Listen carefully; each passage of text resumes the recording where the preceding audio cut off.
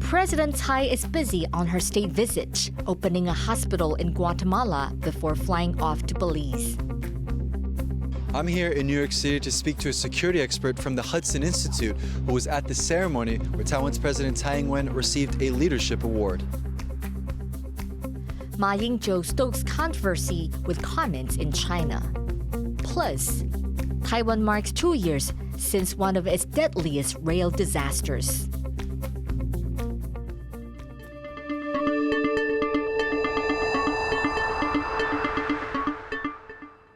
A warm welcome to TaiwanPlus News. I'm Betty Chen.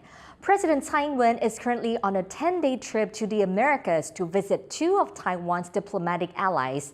On her last day in Guatemala, Tsai inaugurated a medical facility built with help from Taiwan. Leslie Liao has the details. This is the main event for President Tsai Ing-wen's visit to Guatemala. She's here to help inaugurate Chimaltenango Hospital, a medical facility Taiwan sponsored.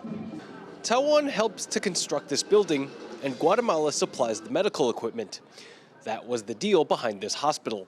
The project broke ground in August 2021, right in the middle of the COVID-19 pandemic.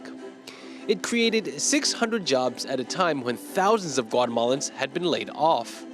The hospital was completed in under 2 years and began operations this February. However, Guatemala held off on an opening ceremony to wait for a VIP from Taiwan. In July 2022, Guatemalan President Alejandra Yamatei invited President Tsai Ing-wen to come inaugurate Chimaltenango Hospital herself. President Tsai accepted the invitation. At the ceremony, Tsai praised the establishment as a place that will help improve the lives of many people in the surrounding areas. 喜马德南哥医院能提供本地72万居民以及周边5省合计超过200万居民更好的医疗照护服务。 Yamatei is also optimistic about the changes the hospital will have.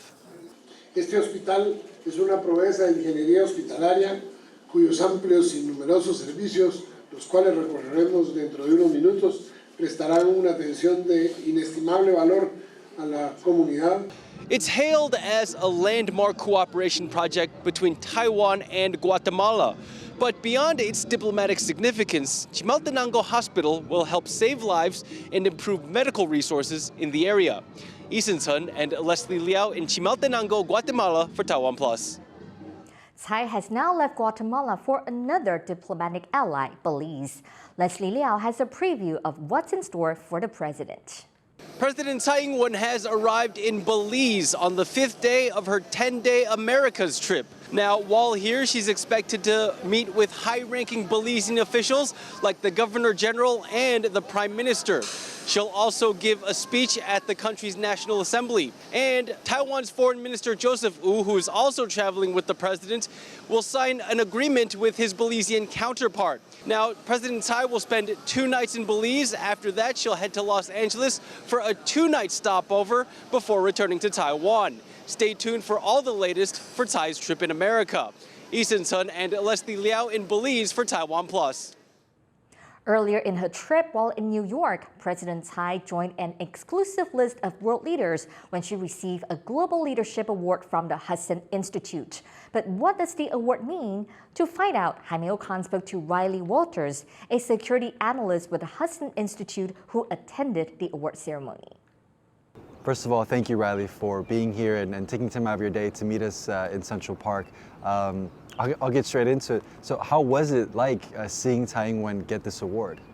I thought it was actually really nice. This was a really momentous occasion. If you think about it, this could potentially be her last trip to the United States as president of Taiwan. And so to be lucky enough to see her in person here in New York and be able to give her this award, which really signifies, her leadership, I think, among global leaders. I think it was really meaningful, and so I moved. I managed to meet her, right in 2016, right after she came into office, and so to see this progression over the last 6 years was really something to, I think, warmly welcome.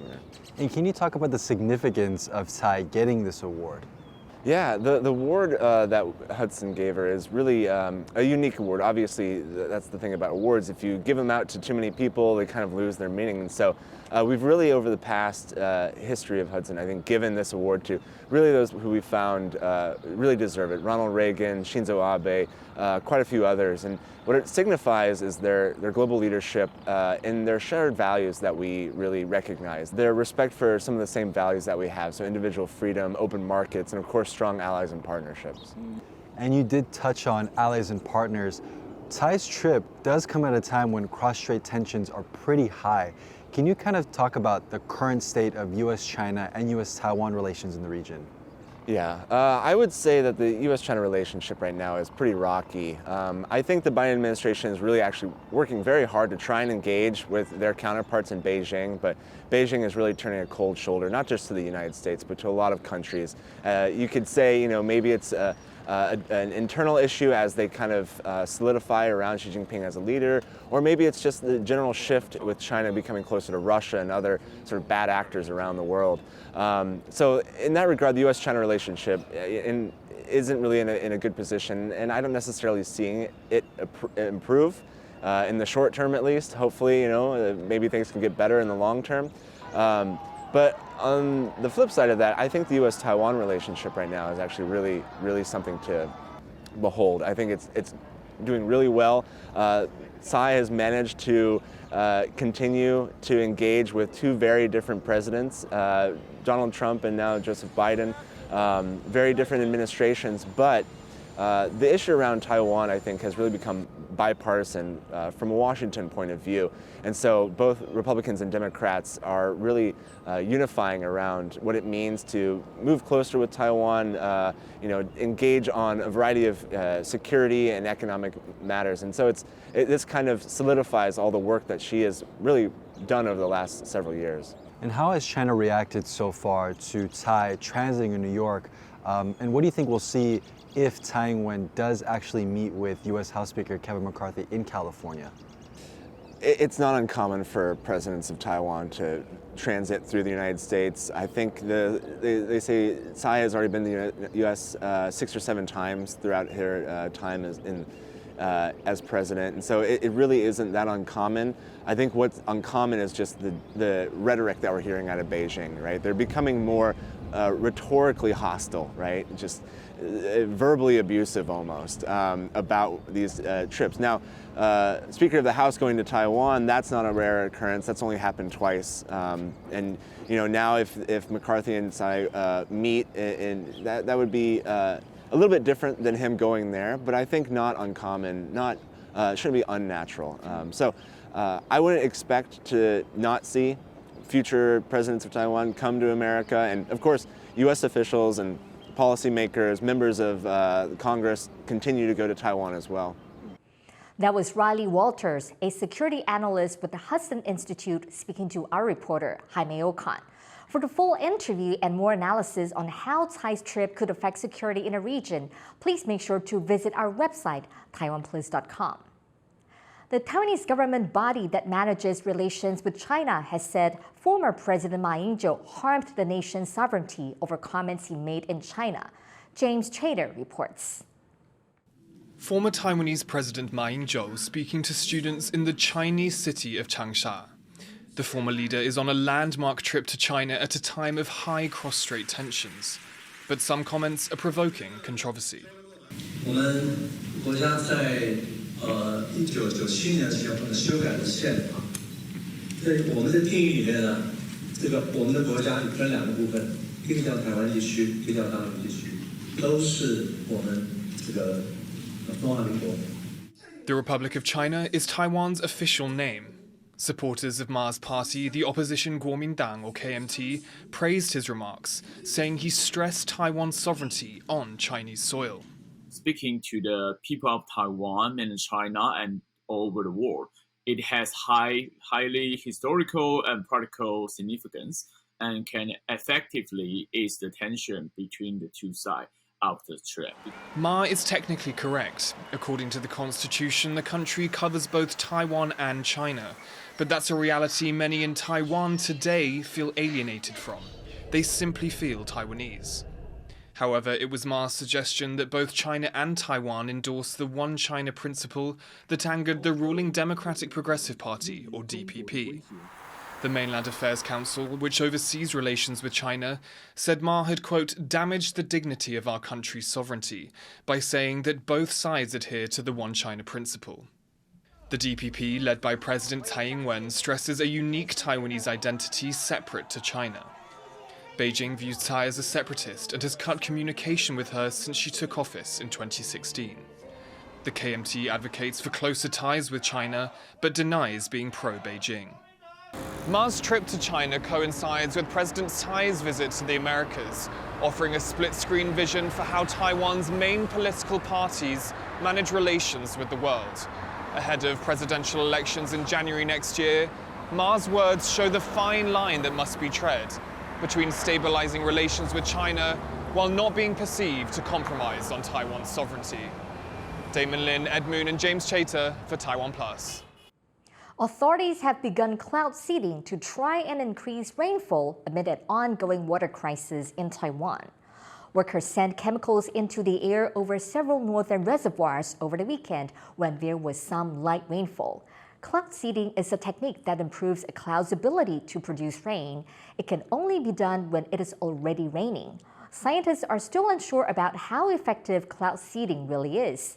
The Water Resources Agency says it's further developing the technology. This year's drought could be the worst in decades. Sunday marked the 2-year anniversary of one of the deadliest rail crashes in Taiwan's history. In the years since, victims' relatives say officials haven't taken enough steps to prevent future disasters. John Van Trieste has the details. 9:22 Sunday morning. A passing train's horn echoes down a stretch of track on Taiwan's east coast. It's a tribute to the lives lost here 2 years ago. An express train traveling this route on April 2nd, 2021 was packed with holidaymakers who were enjoying the beginning of a long weekend. Just before 9:30 a.m., the train collided with a crane truck that had slid onto the tracks. The crash killed 49 people and injured dozens of others, making it Taiwan's deadliest rail crash in over 70 years. On Sunday, victims' relatives and rail workers gathered to mourn on the anniversary of the disaster. 就算已经2年了，可是其实对我们来说，就是很像是昨天才发生的事情一样。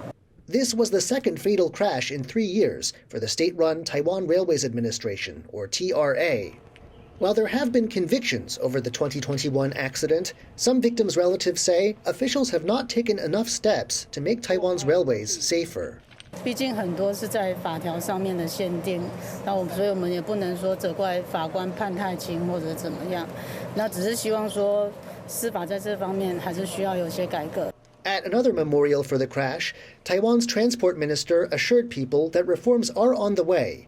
He also said the group overseeing the implementation of the reforms will be independent. 他们4月15号也到日本跟 JRC 日本。 在跟他们福知山线过去的事故的家属见面，然后也要看看 JRC 日本在这些年来做的一些改革，然后带回这个台湾来那我这边也特别我请前部长贺成旦来协助整个外部监督机制。But the victims' relatives aren't the only ones who are dissatisfied. Railway workers are also upset. They say the TRA has invested large sums on safety projects that have put it further in debt. And that debt could hamper future safety measures, especially after the company moves from under the control of the Transport Ministry to become a corporation next year. 一个公司开门就是负债累累的情况下，它能做到什么的安全，我们非常的忧心呐。铁路工会一直针对的行车安全里面一直在做考量，我们无奈。 我们只能就用行动，用陈抗的方式，让政府能知道。 Railway workers say they will give the Transport Ministry until April 10th to respond to their concerns. If this doesn't happen, workers are threatening to launch protests that could include a Labor Day strike. Andy Xue and John Van Trieste for TaiwanPlus. Turning now to international news, several Chinese Coast Guard ships intruded in Japanese territorial waters for a record amount of time last week. On Thursday morning, 4 Chinese vessels entered Japanese-controlled waters near the Senkaku Islands, also known as the Diaoyutai Islands in Taiwan. 3 of the vessels reportedly remained there until Sunday night. The intrusion lasted over 80 hours, the longest since the islands were put under Japanese state control in 2012. This was the 67th day in a row that a Chinese vessel was spotted near the uninhabited islands. The island chain is claimed by Japan, China, and Taiwan. Russian police have arrested a suspect in a bomb attack that killed one of Russia's most prominent war bloggers. Stash Butler has the story. The aftermath of a bomb attack at a cafe in central St. Petersburg that claimed the life of one of Russia's most influential military bloggers. At least 32 others were injured in the blast, according to Russian media. 10 of them are in serious condition. But the one fatality was this man, Vladlen Tatarsky. Tatarsky, whose real name was Maxim Fomin, was well known for supporting Russia's invasion of Ukraine. He'd even criticized Russian military leaders for not being aggressive enough. With more than 500,000 followers on Telegram, Tatarsky's views were influential and gave him access to Russia's elite. In September, he was invited to the Kremlin to watch Putin annex Ukrainian territory. His message on that day was blunt. Всех победим, всех убьем, всех кого надо ограбим, все будет как мы любим. After the explosion on Sunday, Russian police opened a murder investigation. Local media say the bomb that killed Tatarsky was hidden in a statue that was given to him as a gift. Police have now arrested a suspect, Daria Trepova, a Russian who took part in protests against the war. If Tatarsky was the intended target, it would be the second time a prominent Russian figure has been killed on Russian soil since the invasion began. Last August, Daria Dugina, the daughter of an influential Russian ultranationalist, died in a car bombing. Russia blamed Ukraine, which denied any involvement. After Sunday's attack, the commander of the Russian mercenary organization, the Wagner Group, said his forces had taken control of the Ukrainian city of Bakhmut, the focus of months of fighting. He said he was raising a Russian flag in the city center to honor Tatarsky's memory. Владлену Татарскому написано «Добрая память» на этом флаге. Юридически мы взяли Bakhmut. Ukraine's President Volodymyr Zelensky did not confirm the claim in a video of his own on Sunday, only sending his thanks to Ukrainian troops. Я дякую всім, хто наближає цей час. Дякую нашим воїнам, які б'ються під Авдіївкою, Мар'їнкою, під Бахмутом, особливо Бахмутом. Там сьогодні особливо гаряче. And after some Russian officials accused Ukraine of orchestrating Tatarsky's murder, one of Zelensky's advisors blamed dissatisfied Russians. He described the situation in Russia as spiders eating each other in a jar and said that the question of when domestic terrorism would become an instrument of internal political fight was just a matter of time. It's been more than a year since Russia invaded Ukraine. Tatarsky's death is a rare moment when the violence of the conflict has erupted not just within Russia's own borders, but in the heart of its old capital. Klein Wang and Stash Butler for TaiwanPlus. Finland's center-right party has won the Nordic country's parliamentary elections in a tightly fought three-way race. The National Coalition Party, or NCP, were followed closely in the polls by right-wing populist party the Finns. Both beat the ruling Social Democratic Party by a margin of less than 1%, dashing Prime Minister Sanna Marin's hopes for re-election. The NCP are now expected to enter negotiations with other parties in order to form a coalition government. In addition to Sunday's elections, Finland, which shares a long border with Russia, is expected to join NATO in the upcoming days. Japanese composer Ryuichi Sakamoto died last week at the age of 71. An influential musician in the experimental electronic genre, Sakamoto is perhaps best known for his Oscar-winning film scores. Joyce Deng looks back at the life and legacy of this renowned artist. This solemn melody is from the 1983 war movie, Merry Christmas, Mr. Lawrence. It was Ryuichi Sakamoto's first film score and the start of what would become a prolific Oscar-winning repertoire for the Japanese composer. Sakamoto died in Tokyo last Tuesday at the age of 71. He had been battling cancer for several years. His management company confirmed the news on Sunday following a private funeral service. Sakamoto was known as a pioneer in music and was praised for his drive to continuously uncover new creative ground. I want to try many different things, styles. I want to have many experiences musically, and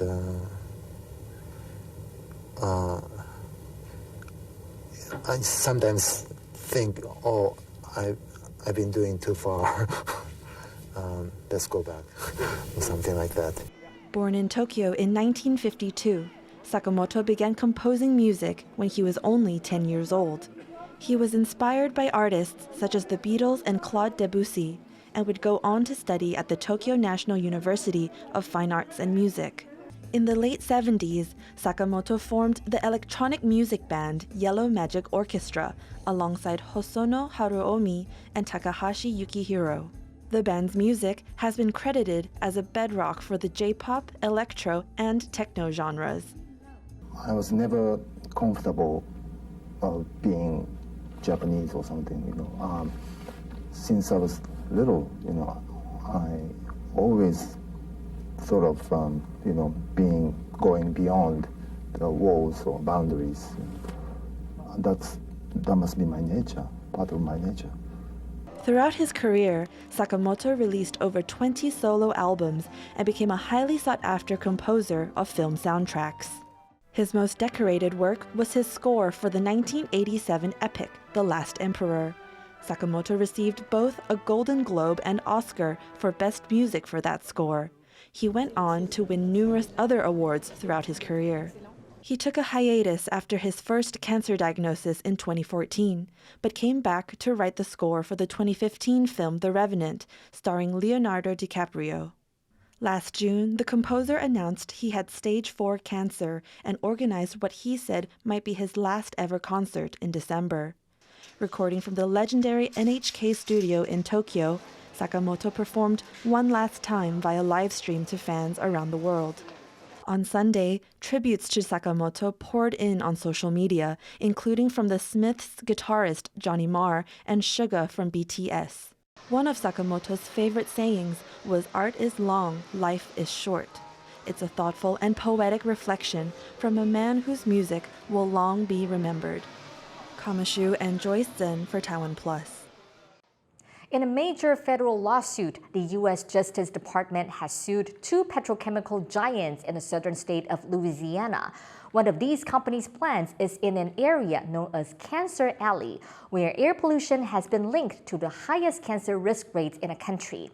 This follows a years-long campaign for cleaner air by residents in the predominantly Black local community. Sally Jensen reports. Children play among the towering smokestacks. Until recently, this was a common sight in St. John the Baptist Parish, Louisiana. Residents here say the chemicals being churned out by the nearby plants have had major impacts on their health. In recent years, this 85-mile stretch from New Orleans to Baton Rouge has become known by a grim nickname, Cancer Alley. The route has hotspots where the likelihood of contracting cancer far exceeds standard levels recorded by the Environmental Protection Agency, or EPA. We don't have a clue as to what the effect could be, especially the cumulative effect with chemicals being unleashed on us. We know nothing about them until we begin to die of cancer in such unprecedented numbers. And this is the source of those chemical emissions, nearby petrochemical plants. Petroleum can be found in almost every aspect of our daily lives, from food packaging, cosmetics, clothing, even vitamin supplements. All use raw petrochemical materials. But producing this plastic requires burning oil or petroleum, which is a fossil fuel. This industrial process emits toxic chemicals like chloroprene and vinyl chloride into the air. Residents in the mostly Black community of St. John the Baptist have been pushing for environmental justice for several years. And in 2016, the locals banded together to form the advocacy group Concerned Citizens of St. John. You could be sitting there, all of a sudden everybody's coughing. You got this dry cough. Something is choking you. Just being there, you just start choking. So it's something in the air. it's disturbing to have to live this way and to think our future generation, like this poor little child right here, living right next to the plant. Right next to the plant. What is it doing inside of us? We don't know. Health concerns got so bad that in 2021, the head of the EPA, Michael Regan, visited the area. And we need to determine whether existing law, if followed, is protective enough. So yes, there is a thorough evaluation going on across the board. And the message here to these communities is we have to do better and we will do better. Following years of campaigning by locals, the government finally acted. Last month, the US Justice Department sued 2 petrochemical companies operating in the area. Japanese company Denka, along with US chemicals giant DuPont, are behind a facility whose emissions authorities say violate the federal air quality law, the Clean Air Act. You have such a history of environmental racism in the placement of facilities within the state of Louisiana into communities of color and communities of lower income that it's almost impossible for one not to conclude that there's something wrong there. The lawsuit is a major victory for grassroots environmental campaigners and marks a significant escalation in the enforcement of the Clean Air Act. Global consumption of plastics continues at a rapid pace, and keeping up with demand continues to have serious impacts on the environment. But armed with clean air lawsuits, residents of small towns in Texas and Louisiana are pushing for some of the plastic giants to take action and to stop jeopardizing the health of both local people and the planet. Andy Xue and Sally Jensen for TaiwanPlus. Thank you for watching TaiwanPlus News. Remember to download the TaiwanPlus app for more stories of Taiwan and around the world. Finally, we'll leave you with images of common hollyhock fields in the central city of Changhua. I'm Betty Chen. Take care and see you next time.